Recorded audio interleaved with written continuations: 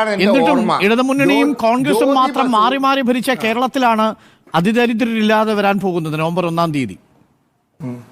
ഇതേ കേരളത്തിലാണ് ഒരു രാഷ്ട്രീയ കലാപവും ഇടതുമുന്നണിയും കോൺഗ്രസും മാറി മാറി ഭരിച്ച ഇതേ കേരളത്തിലാണ് ഒരു വലിയ കലാപവും പൊട്ടിപ്പുറപ്പെടാതെ പോയത് ഇക്കഴിഞ്ഞ വർഷങ്ങളിൽ.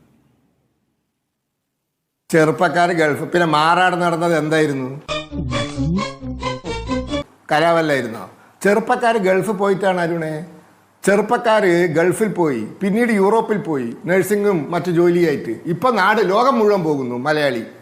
അത് അന്ന് ഗൾഫിൽ പോയവൻ അയച്ച മണി ഓർഡർ എക്കണോമി എന്നൊന്നും കേട്ടിട്ടില്ലേ നിങ്ങൾ? കേരളയുടെ backbone is money order economy. നമ്മൾ കേട്ട് പഠിച്ച സംഗതിയാ. അതിൽ പിന്നെ നാണ്യവിളകളും നാളികേരം, റബ്ബർ, കുരുമുളക്, ഏലം, ഇഞ്ചി, റബ്ബർ, ഇത് കമ്മ്യൂണിസ്റ്റ് പാർട്ടിയുടെ പ്രവർത്തനം കൊണ്ട്. അങ്ങനെയാണെങ്കിൽ ബംഗാൾ നന്നാവണ്ടേ? മുച്ചൂട് മുടിച്ചില്ലേ ബംഗാളിനെ?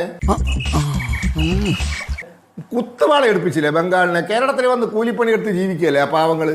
ഇപ്പൊ അവിടെ കഷായത്തിന് കൂട്ടാനില്ലാണ്ടായില്ലേ? 1.5 കൊല്ലം കൊണ്ടല്ലേ ഞങ്ങൾ ത്രിപുര പിടിച്ചത്.